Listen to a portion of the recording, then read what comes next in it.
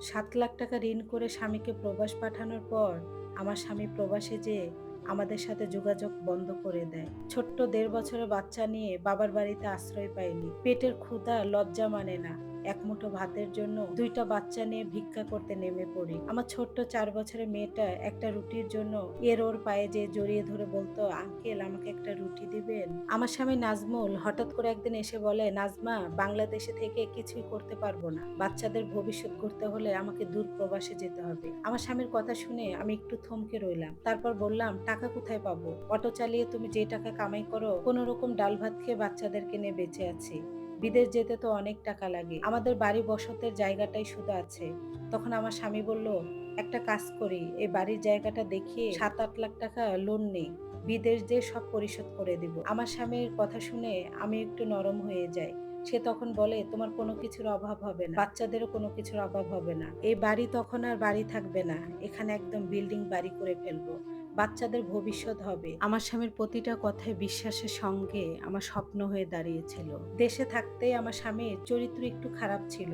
মেয়েদের দেখলে কথা বলতে চাইতো। তার চরিত্র অতটাও খারাপ ছিল না যে আমি তাকে সন্দেহ করব। 7 লাখ টাকা লোন করে সে দূর প্রবাসে পাড়ি জমায়। যাওয়ার সময় বারবারই বলেছিল হাত ধরে, তোমাদের কোনো কিছু অভাব হবে না, দেখো তোমাকে আমি রাজরানী করে রাখবো। প্রতিটা স্বপ্ন আমার স্বামীর দেখানো আমার চোখের সামনে, শুধু বাস্তবায়ন করা অপেক্ষা। আমার স্বামী বিদেশ যাওয়ার পর আমাদের খুব কষ্ট হয়েছিল। ভর্তা ভাত ছাড়া বাচ্চাদেরকে নিয়ে কোনো কিছু আমি খেতে পারতাম না। যেদিনই ভর্তা ভাত রান্না করতাম আমার শাশুড়ি আমার ভাসুরের ঘরে যেয়ে খেত, ওদের বাড়িতে। কিন্তু আমি তো প্রতিদিন ওদের বাড়িতে যেয়ে খেতে পারি না। আমার স্বামী বিদেশ গিয়েছে, একদিন ঠিকই আমার কষ্ট দূর হবে, এটা ভেবেই দিনের পর দিন আমি অপেক্ষা করতে শুরু করলাম। কিন্তু বিদেশ যাওয়ার পর থেকে দেখছিলাম তার কথার খুবই পরিবর্তন। বিদেশ যে আমাদের সাথে রেগুলারই কথা বলবে কি, ফোন দিলে বলতো, 1 মাসই হয় নাই জামাইয়ের জন্য পাগল হয়ে গেছো। আমি এইটা ভেবে আমার স্বামী একদিন ফোন না দিলে টেনশন করতাম, তারপর আমি ফোন দিতাম।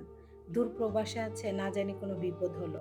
আমার স্বামী তখন বলে, 1 মাস হয়েছে বিদেশ আসছি, তাই জামাইয়ের জন্য পাগল হয়ে গেছো? আমার স্বামীর কথাটা আমি উড়িয়ে দিতাম, ঠিকই তো বলছে, একদিন ফোন না দিলে আর একদিন তো দিবেই। এইভাবে কাটতেছিল। আমি গ্রামের মেয়ে, সে যে আমার কাছ থেকে আস্তে আস্তে দূরত্ব বাড়াচ্ছে আমি এটা বুঝতে পারিনি। বেশি টাকার মুখ দেখে আমার স্বামী আমাদেরকে যে ভুলে যাচ্ছে আমি কল্পনাও করতে পারিনি। 3 মাস 30,000 টাকা দেয়, তো আমাদের খরচের টাকা না। যে লোনের টাকা উঠে আমার স্বামী প্রবাস গিয়েছে, 10,000 টাকা করে কিস্তি ছিল মাসে। 3 মাস টাকা দেওয়ার পর হঠাৎ করে সে আমাদের সকল জায়গা থেকে ব্লক করে দেয়, যোগাযোগই বন্ধ করে দেয়।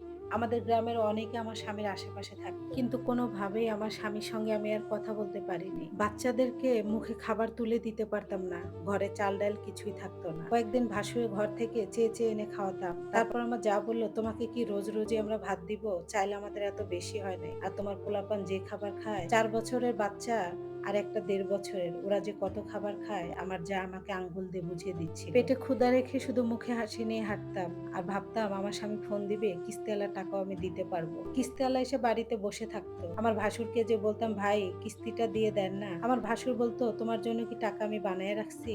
আর আমি টাকা কোথায় পাবো? ঠিকই তো, উনি সিএনজি চালাতেন। 10,000 টাকা আমাকে যদি দেয় তাহলে ওনার ফ্যামিলি কিভাবে চলবে? আমার ভাইদের কাছে ওইরকম সামর্থ্য ছিল যে আমার ভাইয়ের কাছ থেকে এনে আমি কয়েকটা মাস চলবো। কিস্তিওয়ালা এসে বলে, কিস্তি দিতে পারো না, আমাকে একটা রাত খুশি করলেই তো হয়, তাহলে তোমার কিস্তি পিছায়া যায়। কিস্তিওয়ালাকে আমি সেদিন রাগ হয়ে বলি, আমরা গরিব হতে পারি, আমাদের চরিত্র খারাপ না। আমার স্বামী প্রায় 1 মাস হয়ে গেল কিস্তিওয়ালাকে আমি ঘুরাচ্ছি, কিস্তি দিতে পারি না। কিস্তিওয়ালা আর মানে না, আমার স্বামীও আর ফোন দেয় না। কিস্তিওয়ালার খারাপ কথা সহ্য করতে না পেরে আমার হাতে থাকা স্মার্টফোনটা আমি বিক্রি করে কিস্তি দিয়ে দিই। পেটের ক্ষুধা বড্ড যন্ত্রণা। আমার ছোট্ট 4 বছরের মেয়েটা বারবার এসে আমাকে বলতো, মা প্রচন্ড পেটে ক্ষুধা, আমাকে একটু ভাত দাও না মা, ভাত খাবো। ঘরে এক মুঠো চাল নাই, আমার যা আমাকে ভাত দিতে চায় না। আশেপাশের মানুষ কয়েকদিন দিয়েছিল, তারপর তারাও দেওয়া বন্ধ করে দেয়। আমার মেয়েটা ওর কাকার পা যেয়ে ধরতো, কাকা আমাকে একটা রুটি কিনে দেন না, আমার অনেক ক্ষুধা লাগছে। আমার ভাসুর একটা রুটি পর্যন্ত কিনে দেয়নি। আমি বাধ্য হয়ে আমার বাবার বাড়িতে যাই। আমার ভাইয়েরাও মানুষের বাড়িতে কামলা দিয়ে খায়। মাকে বলি, মা পেটের ক্ষুধা অনেক ক্ষুধা, মা একটু চাল দিবা? মা ভাবিকে না জানিয়ে 5 কেজি চাল দেয়। ওই চালটুক নিয়ে বাড়িতে ফিরে আসি, আলু সিদ্ধ দিয়ে মেখে নিয়ে ভাত খেতাম। আমার 1.5 বছরের বাচ্চাটার দুধ পর্যন্ত কিনতে পারতাম না, ভাতের মার খাওয়াতাম বাচ্চাটাকে লবণ দিয়ে। এভাবে কাটতেছিল 6 মাস। আর কিস্তি দিতে পারিনি। কিস্তিওয়ালা আসলেও আমি অন্যের বাড়িতে যে লুকিয়ে থাকতাম, কিস্তিওয়ালা এসে ঘুরে ঘুরে চলে যেত। এইভাবে কেটে যায় 6 মাস। পাওনাদারদের কথা আমার আর সহ্য হচ্ছিল না। এই বলতো, তোর স্বামীর কাছে 1,000 টাকা পাই, ও বলতো তোর স্বামীর কাছে 2,000 টাকা পাই। আমার সন্তানদের ক্ষুধা, বারবারই আমি নিজেকে শেষ করে দিতে চেয়েছিলাম, কিন্তু আল্লাহ আমাকে বাঁচিয়ে দিয়েছে। আমার ছোট্ট ৪ বছরের মেয়েটা মনে হয় বড় একজন যুবক মানুষ। সবকিছু বুঝতো। কিছু করলেই মানুষকে যে ডেকে আনতো। আল্লাহ আমাকে ওদের জন্য হয়তোবা বাঁচিয়ে রেখেছে। আমার ভাসুর, আমার শাশুড়ি, আমার ভাইয়েরাও আমাকে দোষারোপ করতো, গ্রামের মানুষেরাও। বলতো আমি নাকি বেশি খেতে চেয়েছি, বড়লোক হতে চেয়েছিলাম। তাই স্বামীকে ঋণ দেনা করে প্রবাসে পাঠিয়েছি। তাদেরকে আমি এটা বুঝাতে পারিনি, আমার স্বামীকে আমি জোর করিনি। সে ইচ্ছা করে প্রবাসে গিয়েছে টাকা ঋণ করে। হঠাৎ করে একদিন কিস্তি না দিতে পারায় ব্যাংকের লোকেরা একদম থানা নিয়ে আমাদের বাড়িতে এসে হাজির। ওই দিন আমি আর পালানোর সময় পাইনি। গ্রামের কয়েকজন মাতবর, আমার ভাসুর শাশুড়ি, আমার ভাইদেরও ডাক দেওয়া হয় সেখানে। তখন পুলিশেরা বলে হয় টাকা দিতে হবে, নয়তোবা কাউকে জিম্মাদারি নিতে হবে। আমার ভাসুরকে বলে আপনি কি জিম্মাদারি নিতে পারবেন? ঠিকভাবে কিস্তি দিতে পারবেন?